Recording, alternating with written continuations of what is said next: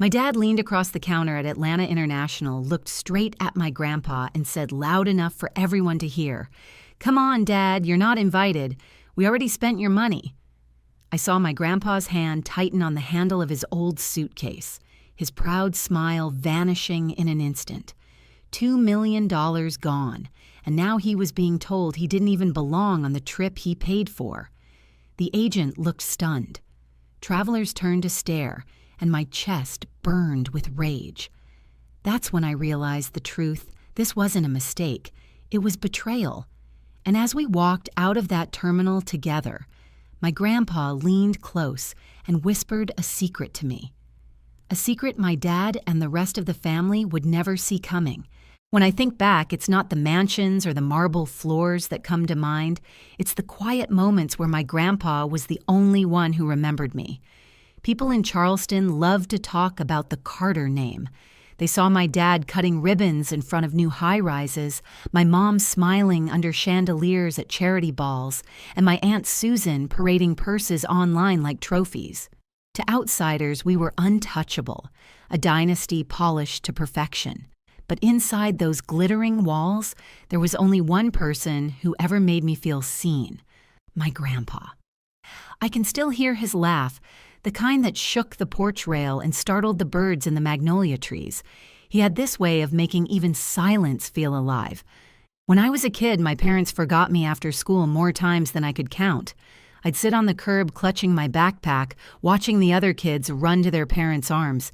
Just when my throat tightened with shame, I'd see the old pickup truck pull in my grandpa leaning out the window. "Hop in, kiddo," he'd grin like rescuing me was the best part of his day. The truck smelled like sawdust and peppermint. To this day, that smell is home to me. He was at every piano recital, even when no one else showed. I remember being 10, wearing a hand-me-down dress that didn't quite fit my fingers trembling over the keys. The crowd clapped politely when I finished, but over them all came one booming cheer, two hands clapping like thunder. I turned crimson, but he stood up anyway, whistling like I was the star of Carnegie Hall. My dad rolled his eyes when I told him later, saying, "Music was a phase, not a future." My mom added that it was cute but not worth investing in lessons. My grandpa just winked and slipped me a new sheet of music, saying, "Play for yourself, Harper. That way no one can take it away." The contrast between him and the rest of them grew sharper as I got older. My dad treated my grandpa like a walking checkbook. I'd catch the twitch in his jaw whenever Grandpa gave me birthday gifts, like he couldn't stand the idea of love not being measured in assets. My mom was colder. She'd sip her wine and say, "Richard spoils you. Don't rely on him so much. Harper, you'll regret it." Yet the moment a new luxury car appeared in the driveway, she never asked whose money greased the wheels. Aunt Susan was even worse, draping herself over Grandpa at gatherings, cooing about how much she adored him, then hissing later about why he didn't fund Greg's latest genius idea. Her kids, Chloe and Ethan, barely looked up from their phones. Once I watched Grandpa try to tell Ethan about the early days building Carter Properties, how he started with nothing but a beat-up briefcase. Ethan didn't even nod, just scrolled TikTok until Susan called him for dessert. Grandpa never called them out. He'd just sip his black coffee, his fingers curled loosely around the mug, his eyes soft with a kind of ache that words can't cover. He built this empire brick by brick. Through nights so long he forgot what dawn looked like, and all he wanted was to see his family sit at the same table with genuine laughter. I'll never forget one porch evening when the sky burned violet and the marsh grass bent in the breeze. He leaned back in his chair and sighed, "All I want, Harper, is for them to love each other the way I love them. Maybe one day they'll see." I squeezed his hand, feeling the roughness of years of work etched in his skin. I wanted to promise him it would come true, but the truth sat heavy in my chest. I knew my dad and aunt would never see him as more than a bank account. And then one day, everything shifted. My dad, who barely called his own father, except on birthdays, suddenly picked up the phone 3 times in a week. His tone was syrupy, forced. "Dad, how are you feeling? Eating well?" "You know, I've been thinking we should spend more time together." I nearly dropped my mug listening from the hall. My dad didn't think about family. He thought about profits. Then came Susan sashaying into Grandpa's estate with a box of imported chocolates and a smile too bright to be real. "Dad, you've worked all your life. You deserve the world. Greg and I were just saying we should all take a trip. Paris, Rome, London. Imagine it, all of us together." Even my mom, who usually spoke to Grandpa like he was an obligation, began calling every other day, her voice coated in sugar. "Richard, are you sleeping well? I saw a scarf that reminded me of you." She actually mailed it. A cashmere scarf folded so carefully, Grandpa whispered, "Too nice to wear." Chloe posted on Instagram, "Can't wait for family trip to Europe. Our family first." Ethan muttered one evening, "It'll be fun, Grandpa," without lifting his eyes from the glow of his phone. For the first time in years, I saw Grandpa's eyes light with real hope. He told me late one night, his voice quiet but eager, "Wouldn't it be wonderful, Harper?" Just once to see them laughing together, I nodded, but unease gnawed at me. Their sudden warmth felt rehearsed. Still, I hugged him and whispered, "If it makes you happy, then yes." I wanted his dream to come true so badly, even as a cold knot formed in my stomach. It started with whispers through the bedroom door. I wasn't supposed to hear them, but fate has a cruel way of handing you the truth when you least want it. My mom's voice cut through the quiet like a blade. "Did he transfer it?" My dad's reply was low, satisfied, final. "Yes. 2 million. Straight from his investment account. Everything's set." I froze in the hallway, my hand pressed to the wall as if it could steady the quake inside me. $2 million. Money my grandpa had spent a lifetime building, money he believed was going toward a family memory he'd been aching for. And here were his own children plotting like thieves in their own home. My chest tightened. I wanted to burst into the room, scream, demand answers. Instead, I swallowed the fire and slipped back into the shadows, my mind spiraling. Maybe they'd still bring him. Maybe the money bought his ticket, too. Maybe this nightmare wasn't as cruel as it sounded. I clung to that fragile hope for days. It was the only thing keeping me from falling apart. And when the morning of departure arrived, I forced a smile as Grandpa showed up at our house, his old leather suitcase in hand. He wore his best gray blazer, the one that smelled faintly of cedar, and his eyes shone with boyish excitement. "Harper," he whispered, pressing my hand. "Paris. I'll finally see the Eiffel Tower." I hugged him tight, my throat burning. "Of course, Grandpa, and I'll be right next to you." The drive to Atlanta International felt like a parade for everyone except him. My dad cracked jokes with Aunt Susan about wine tours in Tuscany. My mom typed furiously on her phone, already posting a family adventure begins caption. Chloe and Ethan sat glued to their screens, earbuds sealing them in their own world. And next to me in the back seat, Grandpa sat in silence, fingers tapping lightly on his suitcase handle, glancing at my dad now and then as if trying to convince himself this was real. The airport was buzzing, all glass and noise and the smell of overpriced coffee. Families hugged goodbye, children ran toward gates, luggage wheels clicked against the floor. I held Grandpa's arm, guiding him through the crowd. "Don't worry," I whispered. "Everything's fine." But my stomach told me otherwise. We lined up at check-in passports stacked neatly in the agent's hands, my dad, my mom, Susan, Greg, the cousins. Beeps of approval echoed one after another. Then came Grandpa's turn. The agent frowned, typing again, her brow furrowing. "I'm sorry. I don't see a reservation for Richard Carter." The world tilted. What I blurted. "That can't be right. Try again." She did, shaking her head. "No booking under that name." Grandpa blinked, confused. "There must be a mistake. My son handled the arrangements." He turned to my dad, his voice trembling with hope. "Michael..." And then came the dagger. My dad stepped forward, his tone sharp and dismissive. "Dad, I forgot your ticket. Just go home." My grandpa's hand clenched on his suitcase handle. His proud smile, the smile that had carried him through decades of sacrifice, collapsed in an instant. "No," I snapped, my voice shaking. "He paid for this entire trip. $2 million. How could you?" Harper Susan hissed, her smile glued on for the strangers around us. "Lower your voice. You're embarrassing us, embarrassing." My chest burned. What's embarrassing is abandoning your own father after stealing his money. Travelers turned their heads, whispers rising around us.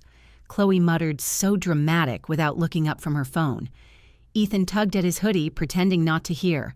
My mom's voice slid in, falsely soothing Dad. "Traveling that far isn't good for your health. We'll bring you something nice from Europe." Grandpa's shoulders shook, but he didn't cry. He was too proud for that. He just whispered, "Maybe they're right. Maybe I don't belong." That broke something in me. I wrapped my arms around him. "No, Grandpa. You belong with me. If they can't see your worth, then they don't deserve you." My dad's face flushed red. "Enough, Harper. Don't be dramatic. If you walk away, now don't expect us to take care of you when you crawl back." Susan sneered, her tone sharp as glass. "You're ruining this for everyone. Stop acting like a child throwing a tantrum." I looked at each of them, the cold eyes of my mom, Susan's smirk, Chloe's glazed-over stare, Ethan's headphones, and then at my grandpa clutching that suitcase like it was the last piece of dignity he had left. And in that moment, I made my choice. I stood up and walked out. We left them there, their luxury luggage piled high, their tickets in hand, their lies intact. Grandpa and I walked out of that terminal together, the crowd swirling around us like we were ghosts. His suitcase sat heavy at his side, and just as the automatic doors slid open to the humid Georgia air, he leaned close, his voice low trembling but clear. "Harper, there's something I never told them, something they'll never see coming." The ride back from Atlanta felt like 3 hours of silence stretched into a lifetime.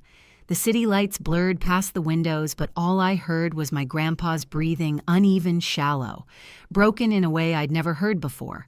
His old suitcase balanced on his knees like an anchor. He didn't speak until halfway down the highway. His voice was barely more than a whisper. "Maybe I don't belong anymore, Harper. Maybe I'm just outdated." The words stabbed through me. "No," I said fiercely, gripping his arm. "They don't deserve you. They stole from you. But I won't let them get away with it." He gave me a faint smile, the kind that didn't reach his eyes, and turned to the window. Neon signs flickered across the glass, painting his face in fractured colors like a man fading out of his own story. When we pulled into the estate, the gates opened on marble pillars and manicured lawns that suddenly looked like stage props for a cruel play. Grandpa set his suitcase down in the foyer. The sound echoed in the hollow house. "I built all of this for them," he murmured, his shoulders slumping. "And tonight I realized it means nothing." I swallowed hard. "It still means something to me, Grandpa. You mean everything to me." He didn't answer. He just wandered into his study and sank into the leather armchair by the fireplace. I found him later tracing his finger over an old family photo, the one with my dad and Susan grinning beside him, me as a child in front. The firelight flickered, but it couldn't warm him. That night, something hardened inside me. If they thought they could rob him blind and walk away untouched, they were wrong. The next morning, I woke before the sun. The house was silent except for the grandfather clock's slow, heavy ticks.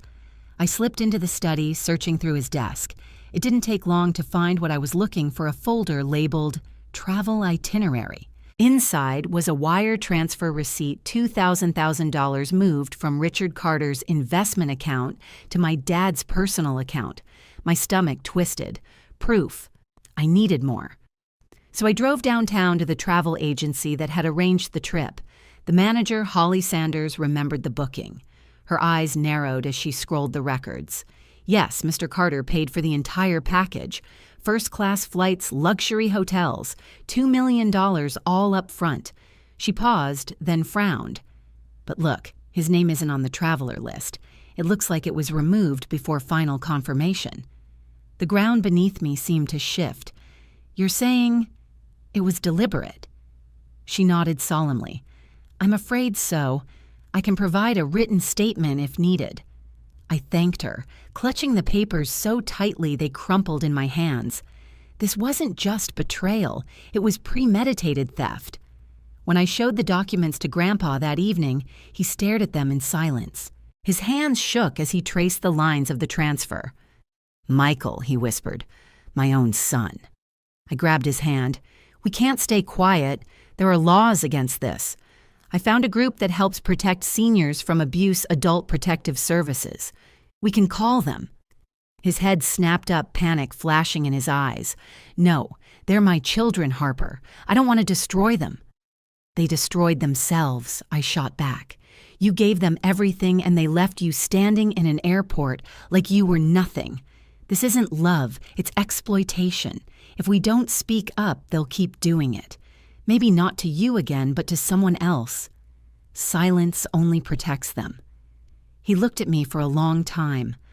I saw the war in his eyes, love twisted into loyalty, loyalty poisoned into fear.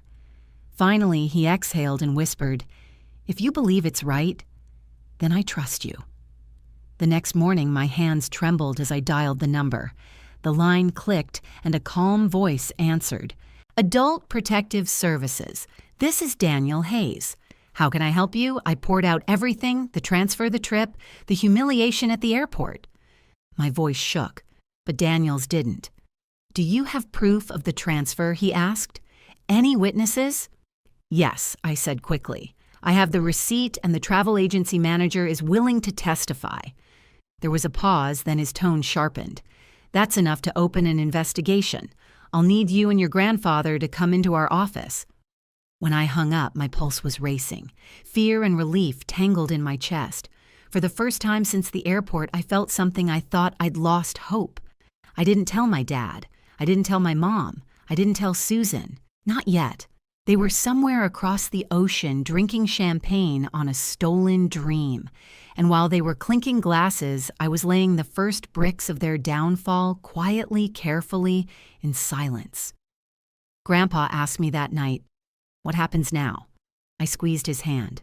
"Now we wait, and when they come home, we'll be ready." The weeks that followed felt like waiting inside the eye of a storm, eerily quiet, but I could sense the walls trembling. Grandpa and I kept to ourselves at the estate, the two of us orbiting one another in silence that said more than words. Some nights I caught him sitting alone on the porch, staring into the marsh, as though trying to measure how far loyalty could stretch before it broke. I never interrupted.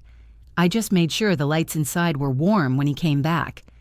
Daniel Hayes from Adult Protective Services called regularly, updating us with the patience of someone who had seen too many families tear each other apart. "We've opened a case," he said. "When they land back in Atlanta, we'll serve the summons. Harper, you need to stay calm. Don't engage until then." But staying calm was harder than it sounded, because while they were sipping wine under the Paris skyline, I started receiving the first messages. At first, they came disguised as concern. My mom's text pinged one evening. "Sweetheart, are you and Grandpa okay? You didn't have to leave the airport like that." We were worried. I stared at the screen, bile rising in my throat. Worried they left him behind with a suitcase and no ticket. I didn't reply. Then Susan chimed in, her tone saccharine as always.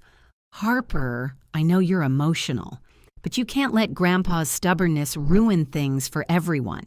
He wasn't fit to travel, you know that." I almost threw my phone across the room. Not fit. He was the one who funded their luxury adventure. I shoved the phone in a drawer and left it there, buzzing like a snake I refused to touch. The calls began next. My dad's voice filled the voicemail with manufactured authority. "Harper, answer the phone. You're overreacting. You embarrassed us at the airport. That kind of behavior is unacceptable." Unacceptable. As if betrayal was acceptable, but defending Grandpa was not. Every message grew sharper, nastier. "You're tearing this family apart. Do you realize what you've done to our reputation? When you need help one day, don't expect us to be there." It wasn't just calls. Word started trickling in from friends around Charleston. Neighbors mentioned my aunt had been gossiping at the country club Harper's gone unstable. She's turning Richard against his children.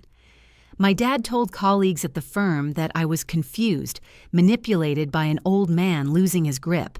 The smear campaign hurt, but it didn't surprise me. I'd grown up watching them rewrite stories to fit their narrative.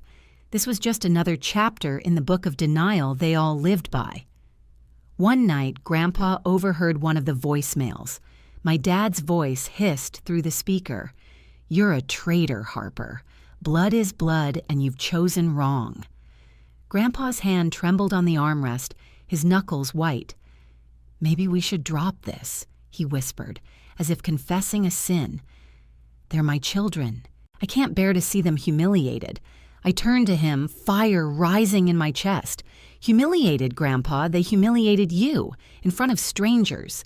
After robbing you blind, they're not victims, they're predators. And the only reason they're scared now is because for the first time they don't hold the leash." He looked at me long and hard, his eyes wet, and nodded once. After that, he didn't bring up dropping the case again. The pressure mounted as their return date drew closer. I stopped going into town to avoid the whispers. Instead, I buried myself in paperwork with Daniel. Every receipt, every statement, every testimony lined up like dominoes ready to fall. The more evidence we stacked, the more frantic their messages became. Susan sent a string of texts one night, the mask slipping completely. "If you ruin us, you'll regret it. Do you think anyone will believe a spoiled little girl over her whole family? You'll be disowned, cut off, forgotten." I read it out loud to Grandpa. His lips pressed into a thin line. Then he whispered, "They don't realize you already know what it feels like to be forgotten. That's why they can't touch you anymore." Those words burned into me like armor. For the first time, I felt untouchable, not because I was stronger than them, but because Grandpa believed I was. And then came the night before their flight home. Daniel called his tone firm. "They land at Atlanta International tomorrow evening. I'll be there with the summons. Harper, are you ready?" I looked across the room at Grandpa, sitting straight in his chair, his old leather suitcase at his feet like a reminder of the day they betrayed him. His face was lined with exhaustion, but his eyes were steady. Yes, I told Daniel my voice steady for the first time in weeks, more ready than they are. As I hung up the phone, I realized the storm wasn't approaching anymore. It was here. And this time, we weren't running. The arrivals terminal at Atlanta International was buzzing with laughter and rolling suitcases when Grandpa and I stepped inside. Travelers streamed out of the gate with Paris stickers plastered on their luggage and duty-free bags swinging at their sides. I gripped Grandpa's hand, my stomach in knots. Beside us stood Daniel Hayes from Adult Protective Services, his suit sharp, a folder of documents tucked beneath his arm like a loaded weapon. I saw them before they saw me, my dad Michael strutting in a tailored coat, sunglasses perched like a crown, my mom trailing just behind, scrolling through her phone as if even reality could be ignored with enough screen time. Aunt Susan looped her silk-scarved arm through Greg's, her laugh brittle and high-pitched. Chloe and Ethan dragged their shopping bags, chattering about boutiques, looking like extras in an ad for a life they didn't earn. Then their eyes caught us. My dad's smile faltered first. "Dad Harper. What are you doing here?" before I could answer. Daniel stepped forward, his voice calm but razor sharp. "Mr. Michael Carter, Mrs. Linda Carter, Mrs. Susan Miller, Mr. Greg Miller. You've been served. This is a summons regarding allegations of financial exploitation against Mr. Richard Carter." He handed each of them an envelope. The air around us shifted. Conversations slowed, heads turned, strangers whispered. My mom's face drained of color. This has to be some kind of mistake. Susan clutched her purse. Financial abuse. "He gave us the money." Daniel didn't flinch. "The court will decide." My dad's voice dropped to a growl. "Dad, tell them this isn't true. Tell them you wanted us to go." Grandpa's voice shook, but it carried through the terminal. "I wanted us to go together. I never wanted to be left behind." The words echoed louder than the announcements blaring over the intercom. For the first time, people weren't looking at my dad with admiration. They were looking at him with disgust. I stepped forward, my pulse hammering in my throat. It wasn't Grandpa who called APS. It was me. Their heads snapped toward me. My dad's face twisted crimson. You dare turn against your own parents? Yes, I said, my voice steady. Because you stopped being parents the moment you betrayed him. You stole his money, his trust, and his dignity. I won't let you get away with it. Susan sneered, her mask slipping. You foolish girl, do you realize what you've done? You've destroyed this family. No, I shot back coldly. You destroyed it the day you left him at that airport. For a moment, no one spoke. Chloe muttered, "This is so stupid," while Ethan pulled his headphones back over his ears. Greg swore under his breath. My mom's eyes darted around the gawking crowd, shame etched into her face for the first time. And my dad, the man who had always towered over me, looked small-cornered, desperate. Daniel closed his folder. "We'll see you in court." The Charleston courthouse wasn't grand, but stepping inside felt like walking onto a battlefield. Wooden benches, the state seal above the judge's chair, every eye on us. Grandpa stayed home that day. He couldn't bear to face them, but I carried him in my heart. On one side sat me and Daniel.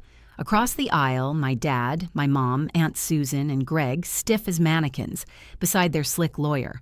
Their glares burned holes in me. The judge, a stern woman with silver hair, banged her gavel. Court is now in session. Daniel rose. "Your Honor, this case is about exploitation. Richard Carter, a 78-year-old man, transferred $2 million to his children under the promise of a family trip. Instead, when the day arrived, he was left at the airport. This is elder financial abuse." Their attorney leapt up. "Objection. Mr. Carter voluntarily gifted those funds. My clients are guilty of nothing but generosity." The judge gestured. "Proceed with evidence." Daniel clicked the projector. The wire transfer appeared on the screen, $2 million from Richard Carter's account to my dad's. Then the travel itinerary, every name listed except Grandpa's. Murmurs rippled through the room. I was called to the stand. My hands trembled as I swore the oath. Daniel's voice softened. "Miss Carter, tell us what happened at the airport." I inhaled sharply. We were all in line. When it was my grandpa's turn, the agent said there was no ticket. My dad looked him in the eye and said, "Dad, I forgot your ticket. Just go home." Gasps erupted. My voice cracked, but I pushed through. He had paid for everything. He believed this was his chance to unite the family, but they never intended to take him. They abandoned him. Their lawyer shot up. Hearsay Daniel raised a hand. "Not hearsay. We have corroboration." The doors opened. In walked Holly Sanders, the travel agent. She testified calmly that my grandpa's name was deliberately removed. An airport staffer followed, confirming they overheard my dad's cruel words. Piece by piece, the puzzle was laid bare. Finally, my dad demanded to speak. He stood, fists clenched. "This is absurd. My father is old. He wouldn't have survived the trip. We spared him." I jumped to my feet, unable to stay silent. "Spared him. You call stealing his money and humiliating him in public a kindness. No, you did it for yourself, for shopping bags and champagne." The judge banged her gavel. Order my dad pointed at me. His face twisted.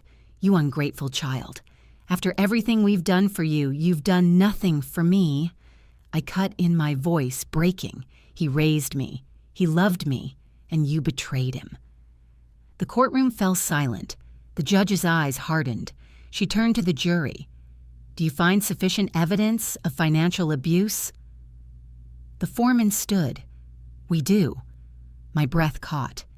The judge's voice rang out.